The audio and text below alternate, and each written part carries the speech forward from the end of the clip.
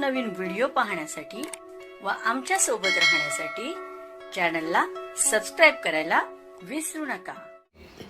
तर बघा काय निर्णय झाल्याच्यात काय म्हटलेलं आहे। सार्वजनिक आरोग्य सेवा विभाग महाराष्ट्र नागरी सेवा निवृत्ती वेतन नियम 1982 च्या नियम 10(4) व 65 अनुसार सार्वजनिक हितस्थ व कार्यक्षम व संशोधन सचोटीच्या अधिकारी कर्मचाऱ्यांच्या अवघ्या 50-55व्या वर्षी अथवा 30 वर्ष अर्थकारी सेवा यापैकी जे अगोदर घडलेल त्यावेळी त्यांचे सेवा पुनर्वलोकन करून त्यांना शासन सेवेतून मुदतपूर्व सेवानिवृत्त करावे असे शासनाचे धोरण आहे। त्या अनुषंगाने सामान्य प्रशासन विभागाने संदर्भ क्रमांक 1 येथील 10 जून 2019 रोजीच्या शासन निर्णयान्वये सेवा पुनर्वलोकनासंबंधी कार्यपद्धती व सर्वसाधारण सूचना विहित केल्या आहेत। त्यास अनुसरून आरोग्य सेवा आयुक्तालयाअंतर्गत महाराष्ट्र वैद्यकीय व आरोग्य सेवा गट अधिकारी विशेष तज्ज्ञ वेतन स्तर S23 या संवर्गातील अधिकारी तसेच वैद्यकीय अधिकारी गट S20 या संवर्गातील अधिकारी यांच्या सेवा पुनर्विलोकनाकरता संदर्भ क्रमांक 2 येथील 2 नोव्हेंबर 2021 रोजीच्या शासन निर्णयान्वये प्रधान सचिव सार्वजनिक आरोग्य विभाग यांच्या अध्यक्षतेखाली विभागीय पुनर्वलोकन समिती स्थापना करण्यात आली आहे।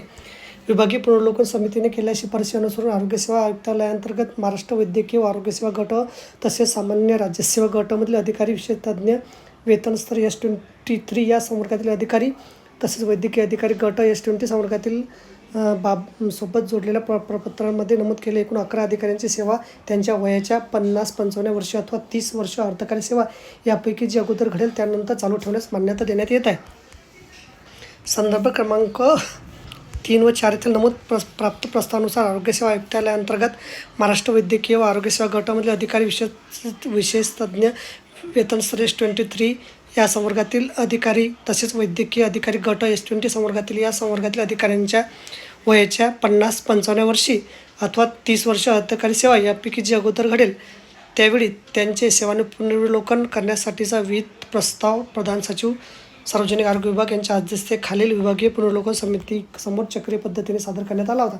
विभागीय पुनर्विलोकन समितीने सदर अधिकाऱ्यांच्या सेवेचे मूल्यांकन करून केलेल्या शिफारशीनुसार ज्या अधिकाऱ्यांना वयाच्या 50-55व्या वर्षी अथवा 30 वर्ष सेवा अर्थकारी सेवा यापैकी जे अगोदर घडले त्यावेळी सेवेत राहण्यासाठी पात्र ठरवले आहे त्यास मान्यता देण्याची बाब शासनाच्या विचाराधीन होती।